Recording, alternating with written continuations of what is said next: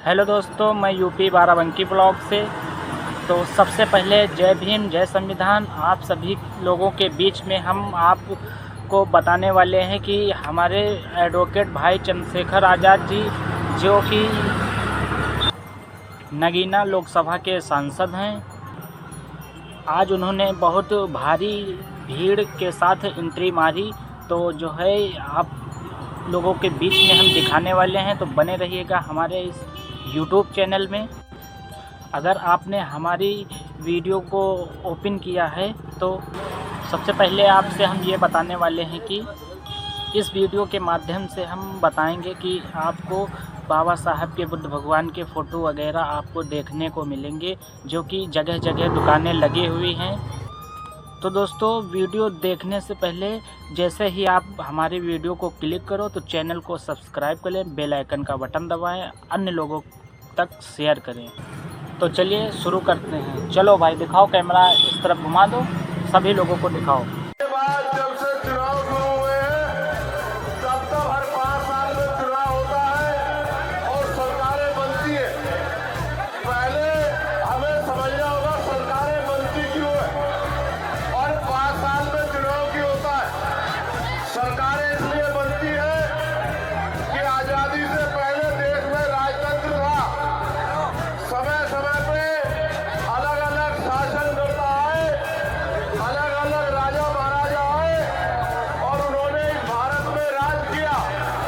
लेकिन 1947 में जब आपकी, हमारे पूर्वजों की कुर्बानी से ये देश आजाद हुआ तो राजतंत्र खत्म हो गया और ये सुनिश्चित हुआ कि यहाँ की राजा, यहाँ की जनता होगी और जनता जो चाहेगी वो होगा।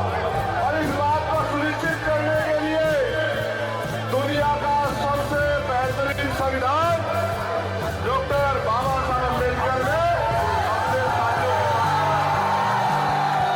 साथियों, ये संविधान देता है आजादी कि हर 5 साल में चुनाव होगा और 18 साल से ऊपर का व्यक्ति अपनी वोट का प्रयोग करेगा।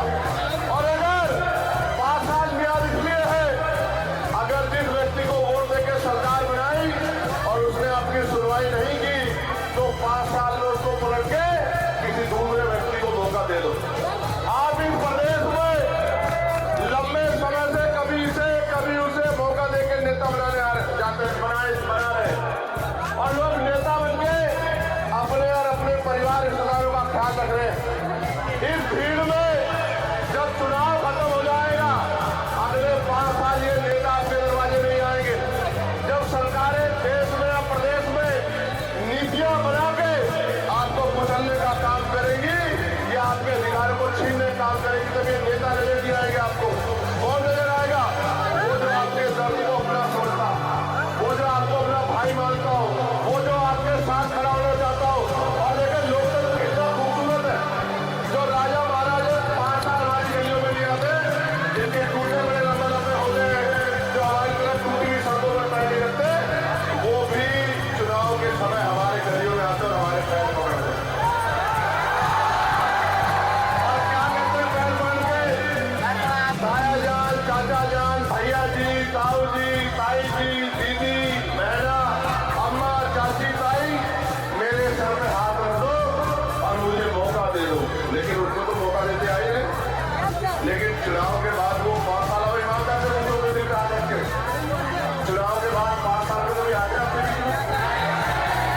तो यार, आप तो इंसान हो, समझदार हो।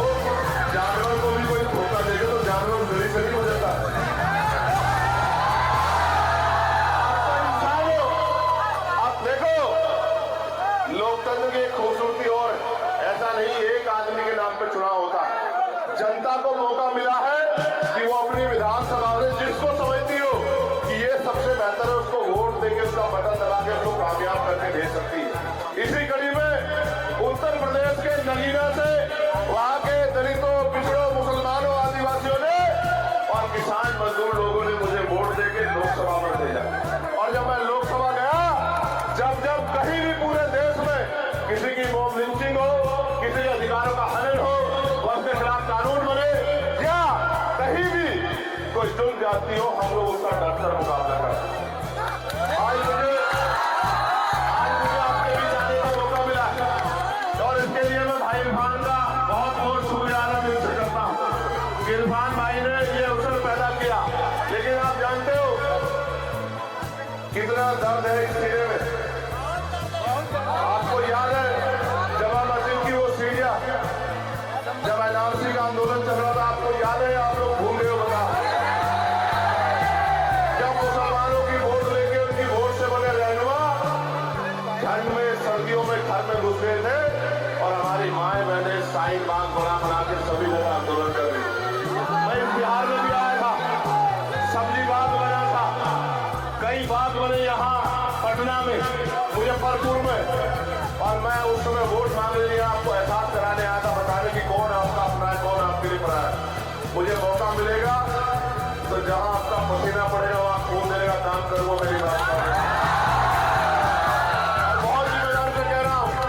यहाँ तो हालात ऐसी है कि आदमी के कपड़ों से प्रधानमंत्री कहते हैं कि पहचान आ जाता है कि कौन क्या है, लेकिन मैं आपको कह रहा हूं 5 साल में एक बार ये मौका आएगा, और अगर आपने गलती धोखा दे खा लिया तो अगले 5 साल आप कुछ नहीं कर पाओगे। देखो मेरी बात में गौर करना, आपके उत्साह की मैं सराहना करता हूँ। मेरी आवाज आ रही है?